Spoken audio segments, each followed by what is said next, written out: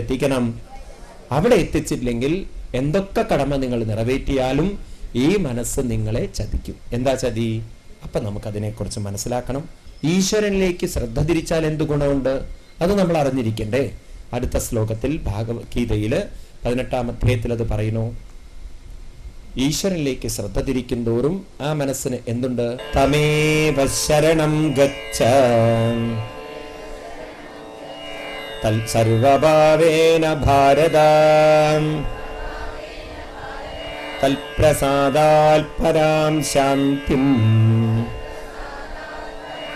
സ്ഥാനം പ്രാപ്സ്യസി ശാശ്വതം. തമേവ ശരണം ഗച്ഛ, തം ഏവ, അവനെ തന്നെ ശരണം പ്രാപിക്കൂ. ശരണം പ്രാപിക്കൂ എന്ന് പറഞ്ഞാൽ ശരണം എന്നുള്ള ശബ്ദത്തിന് ശരണം ചെയ്യ, തന്നെ തന്നെ അങ്ങോട്ട് എന്ന് പറഞ്ഞാൽ എന്താ അർത്ഥം? ആ വാക്കുകളൊക്കെ ശ്രദ്ധിക്കണേ. മറ്റുള്ള കാര്യങ്ങളെക്കുറിച്ച് ചിന്തിക്കണം എന്നാണോ? എല്ലാ ചിന്തകളും വിടണം എന്നാണോ? ഭഗവാനെ ശരണം പ്രാപിക്കൂ എന്ന് പറഞ്ഞാൽ ആരെക്കുറിച്ചുള്ള ചിന്തകൾ മാത്രമേ പാടുള്ളൂ? അതല്ലേ ശരണം പ്രാപിക്കുക? ഭഗവാനെ ശരണം പ്രാപിക്കൂ എന്ന് പറഞ്ഞാൽ ബാക്കിയുള്ള വേണ്ടാത്ത ചിന്തകളൊക്കെ വിട്ട് ആരുടെ ചിന്തകൾ മാത്രം?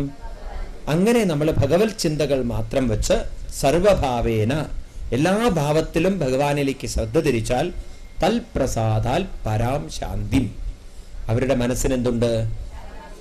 അപ്പൊ നോക്കൂ, നമ്മുടെ മനസ്സ് ഏതൊക്കെ ചിന്തകളിൽ കുരുങ്ങി നിൽക്കുന്നുണ്ടോ ആ ചിന്തകളൊക്കെ വിട്ടുകൊണ്ട് ആരിലേക്ക് ശ്രദ്ധ തിരിക്കണം? ഭഗവാനിലേക്ക് ശ്രദ്ധ തിരിക്കുമ്പോൾ തന്നെ പറയുന്നു, ആ ഭഗവാൻ പ്രസാദിച്ചു, നിങ്ങൾക്ക് എന്ത് കിട്ടി? ശാന്തി കിട്ടി. അപ്പൊ ശാന്തി നശിപ്പിക്കുന്നത് ഭഗവാനെ കുറിച്ചുള്ള ചിന്തകൾ ഇല്ലാതെ വേറെ എവിടേക്കോ നമ്മുടെ മനസ്സ് കുരുങ്ങിക്കിടക്കുകയാണ്. അപ്പൊ അതിനെ വേർപ്പെടുത്താൻ ആര് തന്നെ വേർപ്പെടുത്തണം? ഭഗവാൻ നമ്മളെ ചിന്തകളെ വേർപ്പെടുത്തണോ? നമ്മൾ വേർപ്പെടുത്തി ഭഗവാനെ ചിന്തിക്കണോ? അപ്പൊ ശാന്തി നമുക്ക് തരുന്നത് ആരാണ് ശരിക്കും? മനസ്സിലാവുണ്ടോ നിക്ക്? ഈ കഴിവ് നമ്മൾ വികസിപ്പിച്ചെടുത്താൽ സ്ഥാനം പ്രാപ്സ്യസി ശാശ്വതം, ശാശ്വതമായുള്ളൊരു സ്ഥാനത്തെ പ്രാപിക്കും. എന്ന് പറഞ്ഞാൽ എപ്പോഴും എവിടെയും നമ്മുടെ കൂടെ എന്തുണ്ടാവും?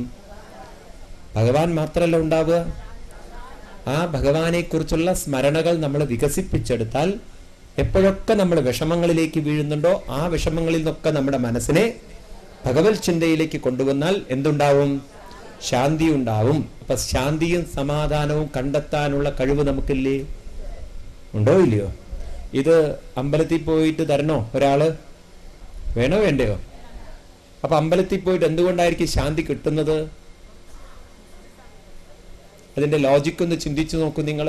എന്തുകൊണ്ടായിരിക്കും അമ്പലത്തിൽ ശാന്തി ഉണ്ട് എന്ന് ആളുകൾ പറയാൻ കാരണം? നിങ്ങൾ അതിന്റെ സൈക്കോളജിയിലേക്ക് നോക്കിക്കഴിഞ്ഞാൽ നിങ്ങൾക്ക് ഉത്തരം കിട്ടും. എന്താണ്? ധാരാളം കത്തിച്ചു വെച്ച വിളക്കും അലങ്കാരങ്ങളൊക്കെ കാണുമ്പോൾ കുറച്ച് സമയത്തേക്ക് അവരുടെ വേണ്ടാത്ത വിഷമങ്ങളിൽ നിന്നും അവരുടെ മനസ്സതൊക്കെ വിട്ട് ഭഗവാനെ ചിന്തിക്കുമ്പോഴേക്കും അവർക്ക് എന്ത് കിട്ടി? അവർക്ക് ആരാ ശാന്തി കൊടുത്തത്? ഭഗവാനാണോ? അവരുടെ മനസ്സ് വേണ്ടാത്ത ചിന്തകൾ വിട്ടത് കൊണ്ടല്ലേ. അങ്ങനെ അത് കഴിഞ്ഞ് അമ്പലത്തിൽ നിന്ന് പുറത്തു പോകുമ്പം വീണ്ടും അവർ വേണ്ടാത്ത ചിന്തകളെ ചിന്തിച്ച് വീണ്ടും അവർ അശാന്തരാവണോ? മനസ്സിലാവുണ്ടോ നിങ്ങൾക്ക്? ഇപ്പൊ ശാന്തിയും അശാന്തിയും നിശ്ചയിക്കുന്നത് നിങ്ങൾ എന്തിനെ കുറിച്ച് ചിന്തിക്കുന്നു എന്നതാണ്. എല്ലാ ചിന്തകളും വിട്ട് നിങ്ങൾ ഭഗവാനെ ചിന്തിക്കുമ്പോൾ നിങ്ങൾക്ക് പരാം ശാന്തി സ്ഥാനം പ്രാപ്യസി ശാശ്വതം. നിങ്ങൾക്ക് ശാന്തി വേണമെന്നുണ്ടോ? വേണ്ട. സമാധാനം വേണമെന്നുണ്ടോ? സ്വസ്ഥത വേണമെന്നുണ്ടോ? ശാന്തിയുള്ള മനസ്സിൽ സുഖമുണ്ട് എന്നല്ലേ നേരത്തെ പറഞ്ഞത്? അശാന്തസ്യ കുതസുഖം. ശാന്തി ഉണ്ടെങ്കിൽ സുഖമുള്ളിടത്ത് സന്തോഷമുണ്ട്, സന്തോഷമുള്ളിടത്ത് ധൈര്യമുണ്ട്, ശക്തിയുണ്ട്, ഭയമില്ല, ദുഃഖമില്ല. അപ്പൊ നമ്മൾ എന്തിന് ഭഗവാനിലേക്ക് തിരിയണം? നിങ്ങൾക്ക് ശാന്തി വേണമോ, സുഖം വേണമോ, സന്തോഷം വേണോ, ധൈര്യം വേണോ, ശക്തി വേണോ? ഇതൊക്കെ വേണമെന്നുണ്ടെങ്കിൽ ആരിലേക്ക് തിരിയണം? ഭഗവാനിലേക്ക്. ആരെ തിരിയണം? നമ്മൾ ഭർത്താവിനെ തിരിക്കണോ? അതോ ഭർത്താവ് നമ്മളെ തിരിക്കണോ? അതോ നമ്മൾ നമ്മളെ തിരിക്കണോ? ഇപ്പം നമ്മൾ തിരിക്കാൻ മറ്റുള്ളവരിലേ ശ്രമിക്കുന്നത്. മറ്റുള്ളവർക്ക് ശാന്തി സമാധാനം ഉണ്ടെങ്കിൽ എനിക്ക് ശാന്തി സമാധാനം ഉണ്ടെന്നല്ലേ പറയുന്നത്. ആണോ അല്ലയോ? എന്താ നിങ്ങളൊന്നും പറയാറില്ലേ? നമുക്ക് ശാന്തി സമാധാനം ഉണ്ടെങ്കിൽ മറ്റുള്ളവർക്ക് ശാന്തി സമാധാനം ഉണ്ട് എന്നാണോ പറയുന്നത്? നിങ്ങൾക്ക് ശാന്തി ഉണ്ടെങ്കിൽ എനിക്ക് ശാന്തി ഉണ്ട് മനുഷ്യ. ഇതല്ലേ ഭാര്യ പറയാ? ഭർത്താവ് തന്നെയാ പറയുന്നത്, എനിക്കുള്ള ശാന്തി സമാധാനം നിനക്കില്ലല്ലോ ഈശ്വരാന്ന്. അത് നിനക്കുണ്ടെങ്കിൽ എത്ര നന്നായിരുന്നു. ഇതല്ലേ ഭർത്താവ് പറയാ? ആണോ അല്ലയോ? അപ്പൊ നമുക്ക് ശാന്തി സമാധാനവും തരേണ്ടത് മറ്റുള്ളവരല്ല, അത് നമ്മൾ തന്നെ പരിശീലിച്ചെടുത്താൽ. അവർ ചോദ്യത്തിന് ഉത്തരമായി, എന്തിന് ഞാൻ ഭഗവാനിലേക്ക് തിരിയണമെന്ന് ചോദിച്ചു കഴിഞ്ഞാൽ, എനിക്ക് സുഖവും സ്വസ്ഥതയും ശാന്തിയും സമാധാനവും എനിക്ക് ധൈര്യവും ഒക്കെ ഉണ്ടാവണമെങ്കിൽ ഞാൻ എൻ്റെ മനസ്സിനെ ഭഗവാനിലേക്ക് തിരിയണം. എന്തിന് ഞാൻ ഭഗവാനിലേക്ക് തിരിയണം? ഇതൊക്കെ. ഏത് ഭഗവാനിലേക്ക് തിരിയണം? എൻ്റെ ആത്മാവ് തന്നെ ആയിരിക്കുന്ന ഭഗവാൻ. എന്തിനാണ് ഞാൻ ആത്മാവിലേക്ക് തിരിയണത്? ആത്മാവുള്ളത് കൊണ്ടാണ് ഞാൻ നിലനിൽക്കുന്നത്. ശരീരത്തിലൂടെ ഞാൻ പ്രകടമാവുകയാണ് ചെയ്യുന്നത്. പക്ഷെ നിലനിർത്തുന്നത് ശരീരമല്ല, നിലനിർത്തുന്നത് ആത്മാവ് തന്നെയാണ്, എൻ്റെ ഉള്ളിൽ നിറഞ്ഞിരിക്കുന്ന ചൈതന്യം. ഇതിനെ തന്നെയാണ് ബ്രഹ്മമെന്നും പരമാത്മാവെന്നും ഭഗവാനെന്നും ഋഷീശ്വരന്മാർ വിളിക്കുന്നതെങ്കിൽ, ഞാൻ തൊഴുന്ന അയ്യപ്പനും രാമനും കൃഷ്ണനും ഗുരുവായൂരപ്പനും എല്ലാം ശിവനും എല്ലാം ആരെ തന്നെയായിട്ടുണ്ട്? എൻ്റെ ആത്മാവായി എൻ്റെ കൂടെയുണ്ട്. ക്ലിയർ ആണോ നിങ്ങൾക്ക്? എന്തൊരു വ്യക്തതയാണ് നമ്മുടെ ഋഷീശ്വരന്മാര് പറഞ്ഞു തരുന്നത്. ഇത് നമ്മൾ മനസ്സിലാക്കിയില്ലേ നഷ്ടമല്ലേ? നിങ്ങളിങ്ങനെ ഓടി നടന്ന് അലയില്ലേ? ജ്യോത്സ്യന്മാരായ ജ്യോത്സ്യന്മാരുടെ അടുത്തൊക്കെ പോവില്ലേ? ചരടായ ചരടൊക്കെ കെട്ടില്ലേ ധൈര്യത്തിന് വേണ്ടിയിട്ട്? ഉണ്ടോ ഇല്ലയോ? കുട്ടിയുടെ പരീക്ഷയുടെ പേടി തീരാൻ ഇന്ന് ചരടിന്റെ എണ്ണം കൂടി വരില്ലേ? നിങ്ങളുടെ പലരുടെയും കയ്യിലുണ്ട്. അപ്പൊ അച്ഛൻ എവിടുന്നോ ചരട് കൊണ്ടുവന്നു, തകിട് കെട്ടിയ ചരട്. അമ്മയോട് പറഞ്ഞു, രാത്രി അവനെ വിളിക്കൂ, ഇതും കൂടി കെട്ടാൻ പറയൂന്ന്. ഉടനെ അച്ഛൻ മകനെ വിളിച്ചപ്പം മകൻ വളരെ സങ്കടത്തോടുകൂടി ഷർട്ട് ഊരി അങ്ങോട്ട് കാണിച്ചു കൊടുത്തിട്ട് പറഞ്ഞു, അച്ഛ ഇനിയും ഒരു ചരട് കെട്ടിയാൽ എൻ്റെ പാൻറ് ഉടുക്കാൻ ഇപ്പം പറ്റാതെ വളരെ വിഷമിച്ചിരിക്കുകയാണ്, ഇനി അതിലും താഴെയുള്ള വസ്ത്രം ധരിക്കാൻ പറ്റില്ല. അത്രത്തോളം അരയിൽ അമ്മയും അച്ഛനും ഓരോ അമ്പലത്തിൽ നിന്ന് നടന്നു കൊണ്ടുവന്ന് ചരടിലാണ് ഇരിക്കുന്നത്. നോക്കൂ നിങ്ങൾ എത്രത്തോളം ആ മനുഷ്യൻ അന്ധവിശ്വാസങ്ങളിലേക്ക് കൂടി പോകുന്നു എന്നുള്ളത്. അപ്പൊ അങ്ങനെ ഒരു ചരട് കെട്ടിയത് കൊണ്ടൊന്നും നമ്മുടെ പ്രശ്നങ്ങളെ മാറ്റാൻ പറ്റില്ല. പ്രശ്നങ്ങൾ ഉണ്ടാക്കുന്നത് മനസ്സാണ്, ചരടല്ല. ശരിയാണ്, ചില ചരട് വീണാൽ പിന്നെ പ്രശ്നങ്ങൾ തന്നെയാണ്, സംശയമില്ലാത്തൊരു കാര്യം തന്നെയാണ്. അപ്പൊ ചരടാണ് പ്രശ്നം ഉണ്ടാക്കുന്നത് വെച്ച് കഴിഞ്ഞാൽ തുടക്കം മാത്രമാണ്. അപ്പൊ നമുക്കുള്ള ഒരു കഴിവെന്താന്ന് വെച്ചാൽ, പ്രശ്നങ്ങൾ ഉണ്ടാക്കുന്നത് മനസ്സാണെന്ന് തിരിച്ചറിയാനുള്ള കഴിവുണ്ട്. ഈ പ്രശ്നങ്ങളിൽ നിന്നും മാറി ഉയർന്ന് മനസ്സിനെ ഉയർത്താനുമുള്ള ഒരു വിവേകവും നമുക്കുണ്ട് എന്ന് മനസ്സിലാക്കണം. ഉണ്ടോ? വികാരം മാത്രമല്ല നമുക്കുള്ളത്, വിവേകവും. മനസ്സ് ആരാണ് നിലനിർത്തുന്നതെന്ന് കണ്ടെത്തി അതിലേക്ക് മനസ്സിന്റെ ശ്രദ്ധ തിരിച്ച് മനസ്സിനെ ഉറപ്പിച്ച് അതിലേക്ക് മനസ്സിനെ പടിപടിയായി ഉയർത്തിച്ചേർത്താനുള്ളൊരു വാസുദേവനായി തീരാനുള്ളൊരു കഴിവ് നമുക്കുണ്ടെങ്കിൽ, ഈ കഴിവുകളെ നമ്മൾ പ്രയോജനപ്പെടുത്തും തോറും നമ്മുടെ പ്രശ്നങ്ങളിൽ നിന്നും നമുക്ക് പടിപടിയായി ഉയരാം. പെട്ടെന്ന് ഉയരാൻ പറ്റില്ല. എന്തുകൊണ്ടാന്ന് വെച്ചാൽ, എത്രത്തോളം മനസ്സ് വികാരത്തിൽ നിൽക്കുന്നോ അത്രത്തോളം നമുക്ക് എളുപ്പമല്ല കൊണ്ടുവരാൻ. വിവേകം കൂടുന്തോറും കാര്യങ്ങൾ എളുപ്പമായി തീരും. വികാരത്തിനാണ് ശക്തി കൂടുതലെങ്കിൽ വിവേകത്തിന് ശക്തി ഇത്തിരി കുറയും. ഉണ്ടോ ഇല്ലയോ? അതുകൊണ്ടാണല്ലോ പലപ്പോഴും നമ്മൾ വികാരം പ്രകടിപ്പിച്ചതിന് ശേഷം ആര് വരുള്ളൂ? ചെയ്യേണ്ടിയില്ലായിരുന്നു. അപ്പൊ വിവേകം കൂടുന്തോറും വികാരത്തിന്റെ ശക്തി കുറയും, വികാരം കൂടുന്തോറും വിവേകത്തിന്റെ. അപ്പൊ നമ്മൾ ഈ പഠനങ്ങളൊക്കെ നടത്തുന്നതോറും ഏത് കൂടി വരും? വിവേകം കൂടി. അപ്പൊ ശാന്തിയും സമാധാനവും സ്വസ്ഥതയും ശക്തിയും ധൈര്യവും എല്ലാം നമ്മുടെ ഉള്ളിൽ കൂടിക്കൂടി വരും. മനസ്സിലാവുണ്ടോ നിങ്ങൾക്ക്? ഇതൊക്കെ വേണമെന്നുണ്ടോ നിങ്ങൾക്ക്? അപ്പൊ ഇനിയൊരു ചോദ്യം ഇതാണ്. ഇതൊക്കെ നമ്മൾ പറഞ്ഞുവെങ്കിലും എൻ്റെ സ്വാമി, പറയാനൊക്കെ എളുപ്പമാണ്, കേൾക്കുമ്പോഴും നല്ല സുഖമുണ്ട്. പക്ഷെ പറഞ്ഞതുകൊണ്ടും കേട്ടതുകൊണ്ടൊന്നും നമ്മുടെ സ്വഭാവം പെട്ടെന്ന് മാറില്ല. അതെന്താ പെട്ടെന്ന് മാറാത്തത്? അതിനെ നമുക്ക് മാറ്റണ്ടേ? അതെങ്ങനെയൊക്കെ നമ്മൾ മാറ്റിക്കൊണ്ടുവരണം? അപ്പം അതിനെ മാറ്റണമെങ്കിൽ നമ്മൾ ഒന്നുകൂടി സൂക്ഷ്മമായി ആരെക്കുറിച്ച് പഠിക്കണം? ഈ സ്വഭാവവും വികാരവും വിവേകമൊക്കെ എവിടെയാണ് ഉള്ളത്? മനസ്സിലാണുള്ളത്. അപ്പം മനസ്സിനെ കുറിച്ച് നമുക്ക് ഒന്നുകൂടി സൂക്ഷ്മമായി പഠിക്കേണ്ടതുണ്ട്. ഭാരതീയ സംസ്കാരം വലിയൊരു ഗവേഷണത്തിലൂടെ ഋഷീശ്വരന്മാർ കണ്ടെത്തിയ ഒരു സംസ്കൃതിയാണ്. ആ സംസ്കാരത്തിനൊരു മഹത്വം എന്ന് പറയുന്നത് നാശമുള്ള ശരീരത്തിൽ തന്നെ നാശമില്ലാത്തൊരു തത്വവും കൂടെയുണ്ട്. ഇപ്പോൾ നമ്മൾ അങ്ങനെ പറയുന്നുവെങ്കിലും വാസ്തവത്തിൽ നാശമില്ലാത്ത ഒന്നിൽ നിന്നാണ് ഈ നാശമുള്ളതെല്ലാം വന്നു നിൽക്കുന്നത് എന്ന ഒരു പരമസത്യം ആധുനിക ഊർജതന്ത്ര ശാസ്ത്രജ്ഞന്മാർ കണ്ടെത്തുന്നതിന് മുമ്പ് ഋഷീശ്വരന്മാർ കണ്ടെത്തിയിട്ടുണ്ട്. ഇങ്ങനെ പറഞ്ഞാൽ നമുക്ക് പെട്ടെന്നത് മനസ്സിലാവില്ല. കാരണം നമ്മളത്ര സൂക്ഷ്മതയിൽ ചിന്തിച്ച് പരിശീലിച്ചിട്ടില്ല.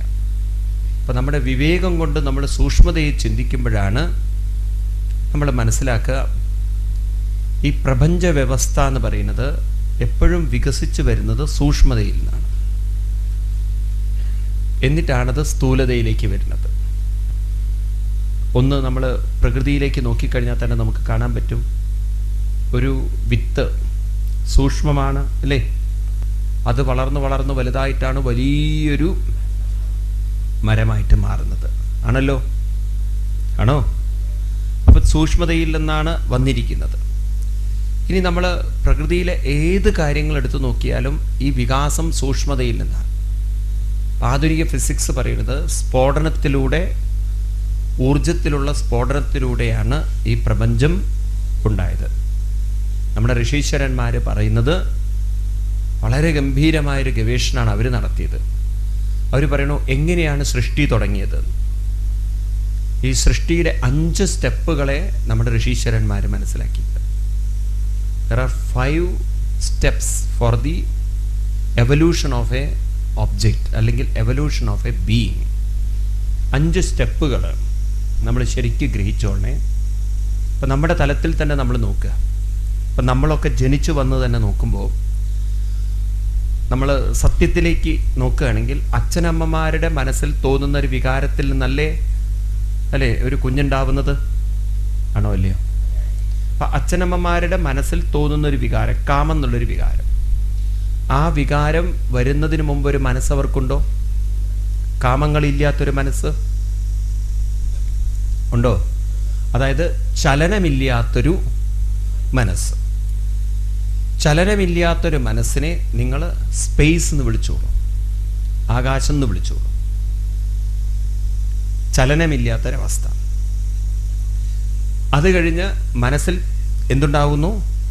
ചലനം. വികാരം എന്ന് പറഞ്ഞാൽ തന്നെ ചലനങ്ങളായി.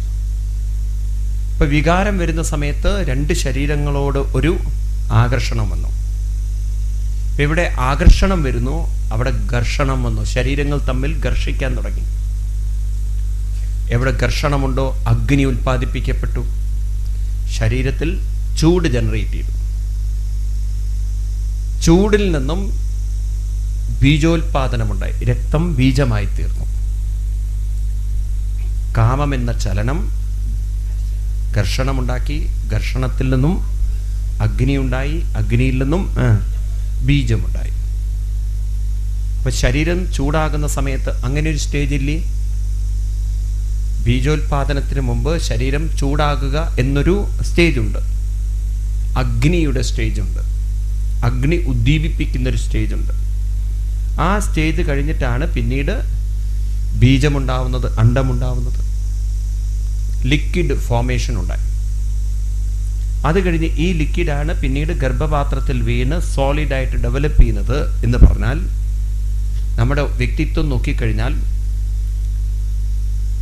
സോളിഡായ രൂപം വന്നിരിക്കുന്നതിൻ്റെ മുമ്പുള്ള ഒരു പ്രയർ അവസ്ഥ എന്ന് പറയുന്നത് ഒരു ലിക്വിഡ് സ്റ്റേറ്റിലാണ്. ആ ലിക്വിഡ് ജനറേറ്റ് ചെയ്യുന്നതിന് മുമ്പ് ഒരു ശരീരത്തിൽ ചൂട് നിലനിൽക്കുന്ന ഒരവസ്ഥയില്ലേ? അഗ്നിയുടെ സ്റ്റേജാണ്. അഗ്നി ഉണ്ടാവുന്നത് മനസ്സിലുണ്ടാകുന്നൊരു വികാരത്തിൻ്റെ സ്റ്റേജാണ്. വികാരം ഉണ്ടാകുന്നതിന് മുമ്പ് ഒരു മനസ്സുണ്ടോ? അങ്ങനെ നോക്കുമ്പോൾ ഋഷിമാർക്ക് മനസ്സിലായി ഏത് സൃഷ്ടിയിലും 5 പടവുകളുണ്ട്. ഇതിനെയാണ് അവർ ആകാശം, വായു, അഗ്നി, ജലം, പൃഥിവി. ആകാശം, വായു, അഗ്നി, ജലം, പൃഥിവി. ഉണ്ടോ ഇല്ലയോ? വീണ്ടും നമ്മൾ പ്രപഞ്ച വസ്തുക്കൾ എടുത്തു നോക്കൂ. അവിടെ നിങ്ങൾക്ക് കാണാം ഒരു ഐസിനെ നമ്മൾ ഉരുക്കി വെള്ളമാക്കുന്നു. ഐസ് എന്നത് സോളിഡാണ്. അത് ഉരുക്കി കഴിഞ്ഞാൽ ലിക്വിഡായി. അതിനെ നമ്മൾ വീണ്ടും ചൂടാക്കി കഴിഞ്ഞാൽ അത് നീരാവിയായി അഗ്നിയുടെ ഒരവസ്ഥയിലെത്തി. നീരാവി ഊർജമല്ലേ? പണ്ട് കാലത്ത് വാഹനങ്ങളൊക്കെ ഓടിക്കാൻ നീരാവി എടുത്തിരുന്നോ?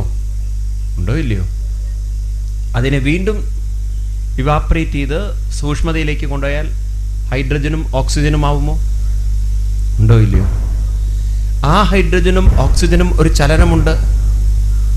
അതിനും അപ്പുറത്തൊരു സ്റ്റേജിലെത്തിയാൽ, അത് സ്പേസിൽ ചലനമില്ലാത്തൊരവസ്ഥയിലെത്തിയാൽ, സ്പേസുമായി താതാത്മ്യപ്പെട്ടാൽ സ്പേസ് എന്നൊരു തലമുണ്ടോ? ഉണ്ടോ ഇല്ലയോ? അപ്പൊ സ്പേസ്, അതിലുണ്ടാകുന്ന ചലനം, അതിലുണ്ടാകുന്ന ഘർഷണം, അതിലുണ്ടാകുന്ന ലിക്വിഡ്, അതിൽ നിന്നുണ്ടാകുന്ന സോളിഡ്, ഉണ്ടോ ഇത്രയും? ഇങ്ങനെ ഏത് വസ്തുക്കൾ എടുത്തു നോക്കിയാലും നിങ്ങൾക്ക് കാണാം ആകാശം, വായു, അഗ്നി, ജലം, ഭൂമി. ഇതാണ് പ്രപഞ്ചത്തിൽ ഓരോ വസ്തുക്കളുടെയും അവസ്ഥ.